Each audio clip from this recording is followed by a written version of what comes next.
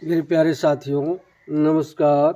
YouTube के SP math by RP channel पर आपका हार्दिक स्वागत है। आइए आज 9वीं कक्षा गणित के अंतर्गत अध्याय 13 पृष्ठीय क्षेत्रफल और आयतन से संबंधित प्रश्नों को हल करना सीखते हैं। आइए पहले देख लेते हैं।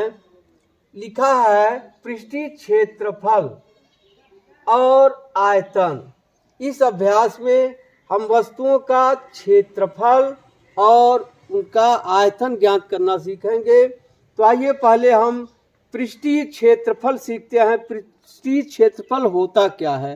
देखिए, अभी तक हम लोग पढ़ते आ रहे हैं क्षेत्रफल तलीय आकृति का। यह चतुर्भुज है, इसका क्षेत्रफल हम निकालना जान गए हैं। ये त्रिभुज है, इसका क्षेत्रफल निकालना हम जान गए हैं। ये सब तलीय आकृतियां हैं जिसमें देखिए लंबाई है, चौड़ाई है। इसमें भी देखिए लंबाई है और चौड़ाई है। यानी हम लोग जो निकाले हैं क्षेत्रफल, वह सब तलीय आकृतियों का, जो एक तल पर स्थित होते हैं, जिसमें सिर्फ लंबाई और चौड़ाई होते हैं। इस तरह की आकृतियों के क्षेत्रफल को हम समतलीय क्षेत्रफल न कह करके केवल क्षेत्रफल कहते आ रहे हैं। आइए देखिए, इस तरह से ये रेखा है। मान लीजिए यह एक आयत है और देखिए यह एक वस्तु है, इस तरह की वस्तु है। अब देखिए इनमें क्या अंतर है। इसमें सिर्फ लंबाई है। क्या है? इसमें सिर्फ लंबाई है। इसमें लंबाई और चौड़ाई दोनों है। लंबाई भी है और चौड़ाई भी है। और इसमें एक को लंबाई, इसको मान लिया लंबाई, इसको मान लिया चौड़ाई और इसको मान लिया ऊंचाई। इसमें तीनों हैं, लंबाई भी है, चौड़ाई भी है, ऊंचाई भी है। अब आप देखिए, लंबाई रेखा अगर खींच दी जाए किसी तल पर होगी, इसमें सिर्फ लंबाई है, चौड़ाई और मोटाई नगण्य के बराबर है, लेकिन यहाँ नगण्य के बराबर है। इसलिए इसे कहते हैं एक बिंब वाली आकृति। क्या? एक बिंब वाली आकृति या वन डायमेंशनल। और यह जिसमें लंबाई और चौड़ाई दोनों हो, इसे कहते हैं द्विबिंब वाली आकृति या द्विविमीय या टू डायमेंशनल। और जिसमें तीनों दिया हो, लंबाई, चौड़ाई और ऊंचाई, इसे कहते हैं त्रिबिंब वाली आकृति या थ्री डायमेंशनल। त्रिबिंब वाली आकृति क्या? रेखा एक बिंब वाली आकृति है और आयत है द्विबिंब वाली आकृति, और देखिए यह घन है, यह त्रिबिंब वाली आकृति है। अब हमें देखना है क्षेत्रफल और पृष्ठीय क्षेत्रफल। क्षेत्रफल केवल तलीय आकृतियों का जो निकालते हैं वह क्षेत्रफल कहलाता है। अब पृष्ठीय क्षेत्रफल क्या होता है? किसी वस्तु को, मान लीजिए कोई वस्तु है, मान लिया कोई वस्तु है, जैसे देखिए यह ईंट है, देख रहे हैं यह ईंट है। अगर इसके हम सभी तलों को ढकना चाहें किसी कपड़े से या रंगीन कागज से, तो जितना इसको ढकने में कपड़ा या रंगीन कागज लगेगा, देखिए इधर ढकेंगे इतना लगेगा, फिर इधर ढकेंगे, फिर इधर, फिर पीछे, फिर इधर, फिर इधर, जितना कपड़ा लगेगा या कागज लगेगा, वही इसका पृष्ठीय क्षेत्रफल कहा जाएगा। यानी पृष्ठीय क्षेत्रफल किसका निकलता है? जो वस्तु किसी तल के साथ साथ आसमान में स्थित हो, उसको ढकने के लिए जितने कपड़े की आवश्यकता होती है, वही उस वस्तु का पृष्ठीय क्षेत्रफल कहलाता है। ठीक, तो हमें इस अभ्यास में, कोर्स में क्या पढ़ना है? घन और घनाभ का पृष्ठीय क्षेत्रफल पढ़ना है। क्या? घन और घनाभ का पृष्ठीय क्षेत्रफल पढ़ना है। तो आइए देखते हैं घनाभ या घन क्या होता है। अब देखिए सब लोग ईंट देखे होंगे, देखिए ईंट है यही, यह जिसे क्या कहते हैं, यह देखिए एक तल है, समतल है, तल है, इसे फलक भी कहते हैं, तल भी कहते हैं, सरफेस भी कहते हैं। एक तल हो गया, देखिए ये भी तल है, ये दूसरा तल हो गया, एक भी तल है, देखिए तीसरा तल, सभी आयताकार है, ये भी तल है, 4 तल हो गए। अब देखिए बगल में एक तल इधर है और एक तल इधर है, 6 तल, देखिए 6 तल आयताकार हैं, इसे कहते हैं घनाभ। क्या कहते हैं? घनाभ। अब घनाभ की क्या परिभाषा हो गई? 6 कितने तल थे? 6 आयताकार तलों से बने बंद आकृति को घनाभ कहते हैं। घनाभ किसे कहते हैं? 6 आयताकार। जैसे देखिए एक दिया सलाई की डिब्बी, इसमें 6 आयताकार तल हैं, 1 2 3 4 5 6, ठीक। तो घनाभ की क्या परिभाषा हो गई? 6 आयताकार फलकों से बने बंद आकृति को घनाभ कहते हैं। क्या? 6 आयताकार समतल फलकों से या तलों से बने बंद आकृति को घनाभ कहते हैं। देखिए इसका चित्र इस तरह से,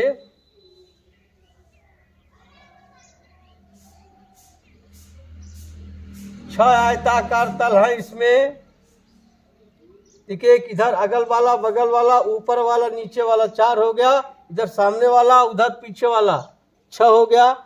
तब क्या परिभाषा होगी? 6 आयताकार समतल तलों से बने बंद आकृति को घनाभ कहते हैं। क्या? घनाभ। देखिए यह तल है, यह क्या है? तल है। जैसे देखिए क्या है, दंतमंजन का डब्बा है, यह तल है, देख रहे हैं, यह तल है। कितने तल हो गए इसमें? 6 तल हो गए। देखिए 1 2 3 4, इधर मिला के 4 तल, अगल बगल 6 तल। इसमें कितने तल हैं? तलों की संख्या बराबर हो गया 6 तल। अब देखिए ये क्या है? ये आप देखे होंगे ईंटा में, इसे क्या कहते हैं? कोर कहते हैं। क्या कहते हैं? कोर। यह है कोर। अब कोरों की संख्या कितनी है? देखिए गिनिए। देखिए एक तल इधर, एक तल इधर मिल गया, जहां दोनों मिल रहे हैं एक रेखा बन रही है, इसे कोर कहते हैं। अब कोर गिनिए, देखिए 1 2 3 4, 4 इधर हो गया, 5 6 7 8 हो गया। अब 9 10 11 12, कोर कितने हो गए? 12। या लिख ले कोरों की संख्या 12 हो गई। अब देखिए जहाँ जहाँ यह एक कोना है इसका, जहाँ 2 या 3 कोरें आपस में मिल रही हैं, 3 कोरें आपस में मिले, उससे क्या कहते हैं? शीर्ष। क्या कहते हैं? शीर्ष। क्या हो जाएगा? शीर्षों की संख्या। देखिए कितने शीर्ष हैं इसमें? 1 2 3 4 5 6 7 8, कितने शीर्ष हैं? 8 शीर्ष हैं। घनाभ में कुल तलों की संख्या कितनी होती है? 6। कोरों की संख्या कितनी होती है? 12। शीर्षों की संख्या कितनी होती है? 8। अब देखिए तल की संख्या को लिखते हैं सरफेस, कोरों की संख्या लिखते हैं एज, और शीर्षों की संख्या लिखते हैं वर्टिक्स। अब देखिए कंपटीशन में, आपके प्रतियोगी परीक्षाओं में पूछता है क्या? यस धन भी बराबर ई प्लस 2। यह सूत्र कभी कभी प्रतियोगिता में पूछ देता है। यस क्या है? तल, भी क्या है? शीर्ष, और ई क्या है? कोर। अब आप मिलाकर देख लीजिए, तल कितने हैं? 6, और शीर्ष कितने हैं? 8, बराबर ई कोर संख्या कितनी है? 12 धन 2। देखिए 8 6 14, 12 2 14। इस तरह का भी प्रश्न पूछा जा सकता है। एक चीज और देख लीजिए, यह क्या है? घनाभ है। घनाभ को एक नाम से और जाना जाता है, उसका नाम है समकोणिक समांतर षटफलक। इसी का नाम है समकोणिक समांतर षटफलक। ये भी देखिए प्रतियोगिता परीक्षा में पूछा जा सकता है, घनाभ का दूसरा नाम क्या है? क्या समकोणिक समांतर षटफलक, या इसे कहते हैं रेक्टेंगुलर पैरेललोपिड। क्या? रेक्टेंगुलर पैरेललोपिड। अब हो गया घनाभ। अब आप समझ गए घनाभ का पृष्ठ क्या होता है। किसी वस्तु को ढकने के लिए जितने कपड़े या कागज की आवश्यकता पड़ेगी, उसका क्षेत्रफल दिए गए वस्तु का पृष्ठीय क्षेत्रफल कहलाता है या संपूर्ण पृष्ठ कहलाता है। मान लीजिए आपको गोला दे दिया गया गेंद, तो उसको ढकने के लिए जितने कपड़े की आवश्यकता होगी, उसका तल वक्राकार है, इसलिए उसके गोले के क्षेत्रफल को हम क्या कहेंगे? पृष्ठीय क्षेत्रफल न कह करके वक्र पृष्ठ या वक्र पृष्ठीय क्षेत्रफल कहते हैं। क्या? वक्र पृष्ठीय क्षेत्रफल। अगर कोई वस्तु वक्राकार है तो उसके पृष्ठीय क्षेत्रफल को वक्र पृष्ठीय क्षेत्रफल कहते हैं। ठीक है, अब आप घनाभ समझ गए। अब आइए पृष्ठीय क्षेत्रफल कैसे निकालते हैं यह देखा जाए। पृष्ठीय क्षेत्रफल कैसे निकालते हैं? अब देखिए घनाभ है, यह क्या है? घनाभ है। घनाभ में क्या होती हैं? लंबाई भी होता है, चौड़ाई भी होता है और ऊंचाई भी होता है। देखिए एक प्रयोग के तौर पर एक मिठाई का डिब्बा है, देखिए घनाभ के आकार का है, देख रहे हैं। मान लिया यह लंबाई है, देखिए यह लंबाई है और यह चौड़ाई है और यह ऊंचाई है। अब इसको खोल रहे हैं, 6 तलों को इस तरह से खोल दिया। देखिए ये चित्र बना है यहाँ। अब इसको खोलेंगे, ऊपरी हिस्सा यहाँ आ गया और यह बगल वाला हिस्सा यहाँ आ गया और जो बीच वाला देखिए यहाँ, और यह खुल करके ऊपर हो गया, यह खुल करके नीचे, यह खुल करके इधर हो गया। अब कै तल हो गए? देखिए 1 2 3 4 5 6 तल हो गए। इन्हीं 6 तलों को का जो क्षेत्रफल होगा वही इसका पृष्ठीय क्षेत्रफल या संपूर्ण पृष्ठ कहा जाएगा। क्या? पृष्ठीय क्षेत्रफल या संपूर्ण पृष्ठ। ठीक है, अब इस 6 तलों का क्षेत्रफल निकाल लें। 6 तलों का क्षेत्रफल निकाल कर जोड़ देंगे, क्या हो जाएगा? इसका संपूर्ण पृष्ठ कहिए या संपूर्ण पृष्ठीय क्षेत्रफल कहिए। अब आइए निकालते हैं आकृति फर्स्ट का क्षेत्रफल। अब देखिए सभी आकृतियां एक तल पर स्थित हो गई। इस तरह से जब आप खोल दिए तो एक तल पर स्थित हो गई, आसमान में नहीं है। लेकिन इसको जब मोड़ देंगे तब अब चाहे जैसे रखेंगे, इसका एक पोर्शन तल पर है और सब क्या है? आसमान में है। इसलिए इसको क्षेत्रफल लिखा जा रहा है। जब सबको मिलाएंगे तब पृष्ठीय क्षेत्रफल होगा। अब एक का क्षेत्रफल क्या होगा? देखिए लंबाई गुणे चौड़ाई क्या हो जाएगा? लंबाई उसमें यल मान लिए हैं, यल, चौड़ाई बी मान लिए हैं। ठीक, अब इसी तरह से 2 का क्षेत्रफल, 2 कहाँ? यहाँ है। देखिए चौड़ाई गुणे ऊंचाई मान ए भुजा गुणे ए भुजा, आयताकार ए भी है, यहाँ हो जाएगा बी गुणे एच। अब 3 का क्षेत्रफल, 3 का क्षेत्रफल 3 यहाँ है, देखिए यह हो जाएगा एच गुणे यल। क्या? एच यल। अब 4 का क्षेत्रफल, 4 का क्षेत्रफल 4 यहाँ है, देखिए क्या हो जाएगा? एच गुणे बी। क्या? या बी गुणे एच लिखे, चाहे एच गुणे बी लीजिए, बी एच कर दिए। अब 5 का क्षेत्रफल, 5 का क्षेत्रफल 5 कहाँ यहाँ है, देखिए क्या हो जाएगा, याच गुणे यल, याच यल। अब 6 का क्षेत्रफल, 6 का क्षेत्रफल बराबर क्या हो जाएगा, 6 यहाँ है, यल गुणे बी, लंबाई गुणे चौड़ाई। अब क्या हो जाएगा, घनाभ का संपूर्ण पृष्ठ, संपूर्ण पृष्ठ कहिए या पृष्ठीय क्षेत्रफल कहिए या केवल पृष्ठ कहिए, बराबर हो जाएगा, सबका क्षेत्रफल जोड़ दे। देखिए 1 का क्षेत्रफल है यल बी, धन 2 का क्षेत्रफल है बी एच, धन 3 का क्षेत्रफल है एच यल, फिर 4 का क्षेत्रफल है बी एच, फिर 5 का क्षेत्रफल है एच यल, फिर 6 का क्षेत्रफल है यल बी। अब सबको जोड़ दीजिए। अब देखिए यल बी एक यहाँ है, एक यल बी यहाँ है, जाएगा 2 यल बी, एक बी एच यहाँ है, एक बी एच यहाँ है, प्लस हो जाएगा 2 बी एच, एक एच एल यहाँ, एक एच एल यहाँ, प्लस हो जाएगा 2 एच यल। अब ये 2 कॉमन ले लीजिए, क्या हो जाएगा, यल बी धन बी एच धन एच यल।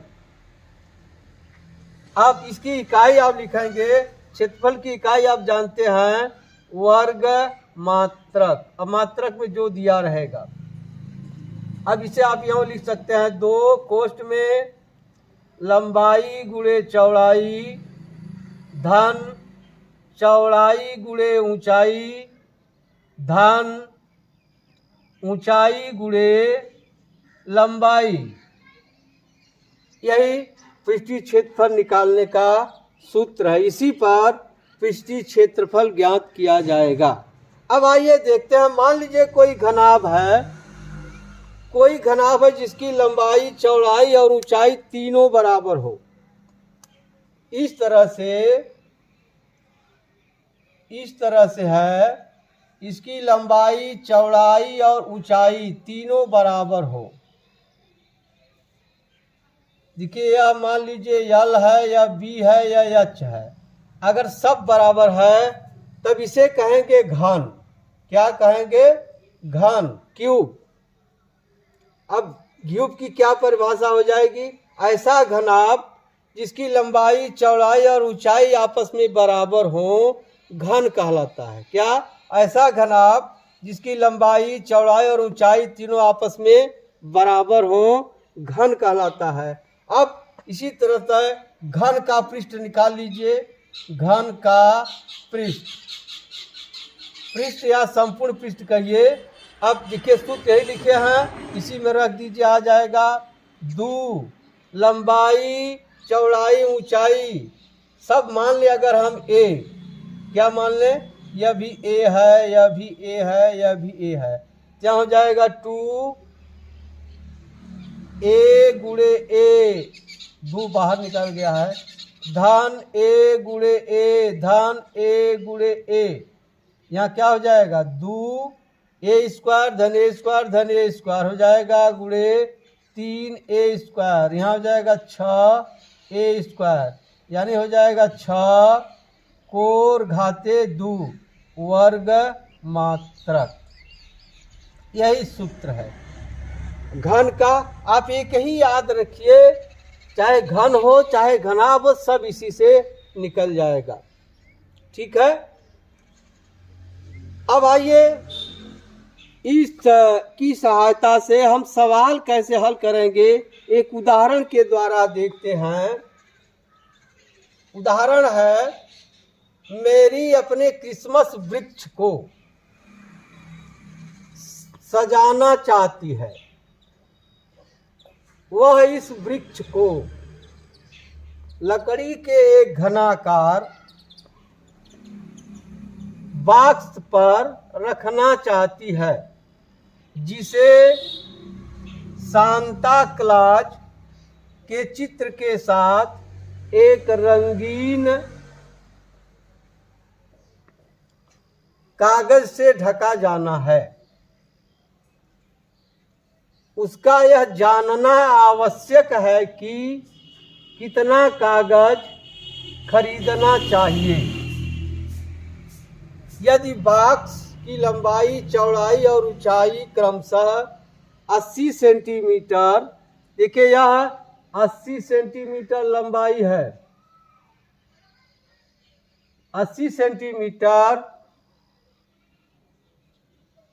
40 सेंटीमीटर और चौड़ाई क्या है, देखिए यह चौड़ाई है 40 सेंटीमीटर और ऊंचाई है 20 सेंटीमीटर, या ऊंचाई यह है 20 सेंटीमीटर, तो उसे 40 सेंटीमीटर भुजा वाली कागज की कितनी वर्गाकार सीटों की आवश्यकता होगी। देखिए आजकल जन्मदिन का उत्सव अधिक मनाया जा रहा है, जन्मदिन में लोग गिफ्ट देते हैं। गिफ्ट अगर घनाकार है तो उसको रंगीन कागज से सटाते हैं, इधर भी अगल बगल ऊपर नीचे चारों तरफ सटा कर देते हैं, तो कितने रंगीन कागज की आवश्यकता होगी। इस घनाकार बॉक्स को उसको चिपकाना है रंगीन कागजों से। तो आइए देखते हैं, आप लिख लें बॉक्स की लंबाई कितनी है।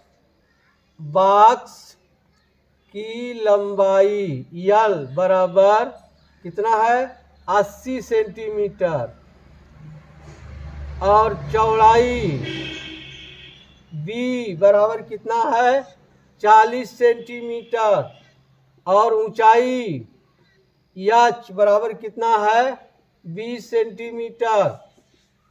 अब कागज की कितने सीटों की आवश्यकता होगी। अब घनाभ का संपूर्ण पृष्ठ निकाल लें। क्या घनाकार बॉक्स, घनाकार बॉक्स का संपूर्ण पृष्ठ यही बराबर होगा कागज की कितनी वर्गाकार सीटों की आवश्यकता है, बराबर होगा कुल लगे सीटों का क्षेत्रफल। अब संपूर्ण पृष्ठ आप जानते हैं 2 कोष्ठ में यल बी धन बी एच धन एच यल। आप हर सवाल में इसको लिखेंगे, आपको याद हो जाएगा, याद नहीं करना पड़ेगा। अब रख दीजिए 2 यल बराबर कितना है 80 गुणे बी बराबर कितना है 40 धन बी बराबर कितना है 40 एच बराबर कितना है 20 धन एच बराबर है 20 गुणे यल बराबर है 80। अब गुणा कर दीजिए, यहाँ हो जाएगा 2 8 चौका 3200 हो गया धन 4 दूनी 800 हो गया धन 2 अट्ठे 1600 हो गया। अब जोड़ दीजिए, देखिए 2 शून्य हो जाएगा।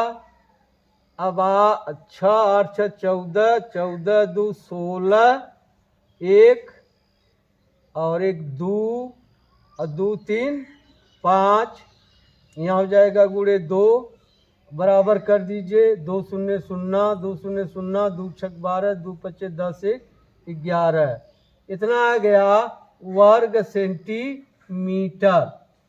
यह कुल लगे सीटों का क्षेत्रफल हो गया।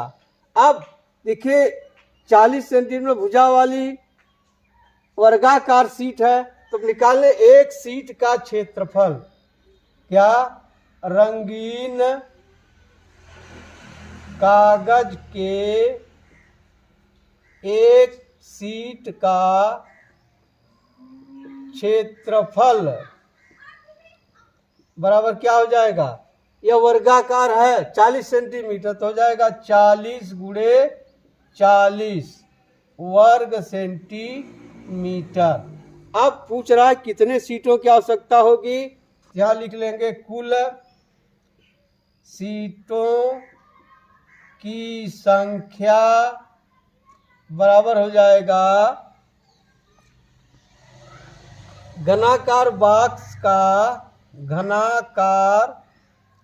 बॉक्स का संपूर्ण पृष्ठ बटे एक सीट का क्षेत्रफल। अब घनाकार बांस का संपूर्ण पृष्ठ निकाल लिए हैं 11,200 बटे कितना आ गया है, गुणा कर देंगे तो हो जाएगा, या इसी तरह कर दीजिए 40 गुणे 40, एक शून्य से ही कट गया, एक शून्य से ही कट गया। अब काट दीजिए 4 दूनी 8, 4 8 32, फिर हो जाएगा 4 सते 28, क्या आ गया 7। सीटों की संख्या कितनी आ गई 7। अब उत्तर क्या हो जाएगा, उत्तर हो जाएगा कुल सीटों की संख्या कुल रंगीन कागज के सीटों की संख्या बराबर 7 सीट की आवश्यकता उसे पड़ेगी। ठीक है, अब आप लगाइएगा। अब मिलते हैं अगली वीडियो में, तब तक के लिए धन्यवाद। जय हिंद, जय भारत।